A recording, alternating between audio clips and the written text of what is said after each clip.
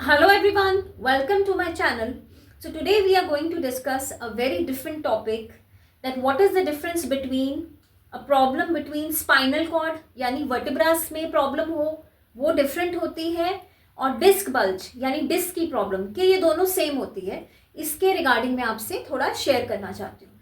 देखिए जैसे हमें पता है कि हमारी अक्सर हम कहते हैं कि रीढ़ की हड्डी की प्रॉब्लम है या स्पाइनल कॉर्ड में प्रॉब्लम है, पर कुछ लोग कहते हैं कि डिस्क में प्रॉब्लम है। तो इसमें डिफरेंस क्या है, अंतर क्या है, ये मैं आप लोगों से, इसीलिए मैंने ये वीडियो बनाया है और मैं आप लोगों से थोड़ा सा ब्रीफ करना चाहूंगी। जैसे आप अभी ये स्केलेटन देख रहे हैं, तो हमारी बॉडी में यानी जो हमारा वर्टिब्रल कॉलम है, रीढ़ की हड्डी है, उसमें 33 वर्टिब्रास होते हैं। तो 7 वर्टिब्रास होते हैं सर्वाइकल स्पाइन के, ये वाले। फिर 12 वर्टिब्रास होते हैं थोरेसिक स्पाइन के। फिर नीचे लंबर वर्टिब्रा होते हैं लंबर स्पाइन के। तो ये तीन जो लेवल्स हैं, इसके बेस पे ही हम कहते हैं कि नेक में पेन है, थोरेसिक स्पाइन में पेन है, कि बैक में पेन है। और उसके साथ साथ थोड़ा सा मैं बताना चाहती हूँ कि जो डिस्क की प्रॉब्लम है और रीढ़ की हड्डी की प्रॉब्लम है, दोनों अलग अलग चीज़ें होती हैं।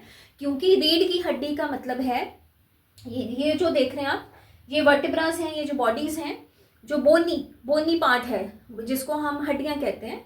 तो ऑस्टियोआर्थराइटिस ऑफ स्पाइन या कैल्शियम की डेफिशिएंसी हो, डिफॉर्मिटी हो जाए, डीजनरेशन हो जाए स्पाइन की, और विटामिन डी की डेफिशिएंसी हो, ऑस्टियोपोरोसिस हो, ऑस्टियोपीनिया हो, या कई बार एंकलाइजिंग स्पॉन्डिलाइटिस या लंबर डीजनरेशन, ये सारे कॉजेज हैं जिसके कारण हम कहते हैं कि रीढ़ की हड्डी की प्रॉब्लम हो गई है।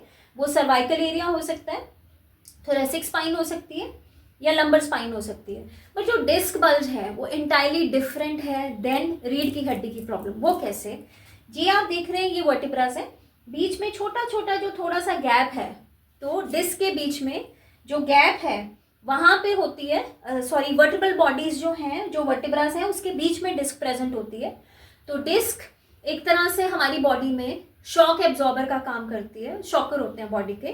तो जब भी एक्स्ट्रा प्रेशर लगता है, एक्स्ट्रा हम कुछ करते हैं, ज़्यादा वजन उठाते हैं, तो एक तरह से वो एक्स्ट्रा प्रेशर को एब्जॉर्ब करने में हेल्प करती है। तो ये शॉक एब्जॉर्बर का काम करती है एक तरह से, और बहुत ही इंपॉर्टेंट होती है, मजबूत होती है। पर ये एक तरह से जेली लाइक मटेरियल होता है, और इसके दो पार्ट्स होते हैं, एनुलस फाइब्रोसिस एंड न्यूक्लियस पल्पोसिस।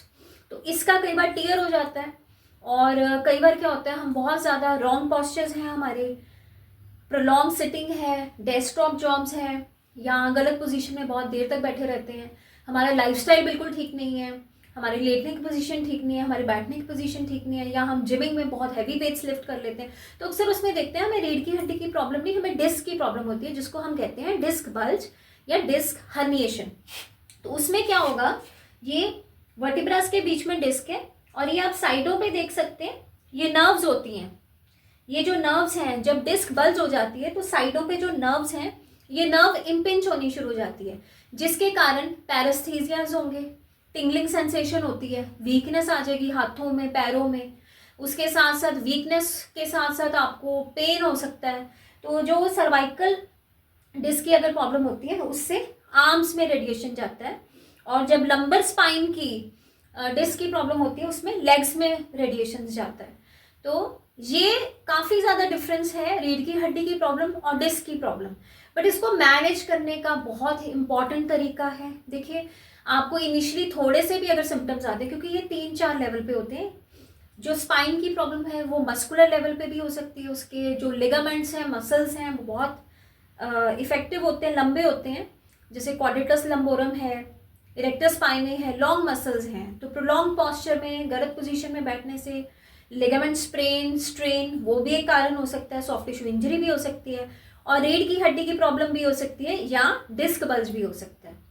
तो ये सारी अलग अलग प्रॉब्लम्स हैं, और जो ट्रीटमेंट है वो सबसे पहले डायग्नोज किया जाता है कि प्रॉब्लम क्या है, उसी हिसाब से ही उसका ट्रीटमेंट पूरी तरह से फाइनलाइज होता है। तो सबसे ज़्यादा इंपॉर्टेंट है, अगर थोड़ी सी भी पेन होती है तो प्लीज़ उन सिम्टम्स को बिल्कुल इग्नोर नहीं करेंगे, चेक करवाना है, visit your physiotherapist, visit your orthopaedic surgeon, visit your neurologist. Depend करता है कि आपके सिम्टम्स कितने सिवियर हैं, उसके अकॉर्डिंगली ही धीरे धीरे करके ट्रीटमेंट्स को, कंजर्वेटरी ट्रीटमेंट दिया जा सकता है, पर उसको ज़्यादा देर तक रीढ़ की हड्डी की प्रॉब्लम या डिस्क की प्रॉब्लम को इग्नोर नहीं करना चाहिए। सो इसके रिगार्डिंग कुछ भी डिस्कस करना चाहते हैं तो प्लीज़ मेरे चैनल को सब्सक्राइब कीजिए। आप मुझे इंस्टाग्राम पे भी फॉलो कर सकते हैं और वहाँ कमेंट्स कीजिए, और वहाँ कुछ क्वेश्चन पुट करना चाहते हैं तो वहाँ पे आप लिख सकते हैं। Thank you.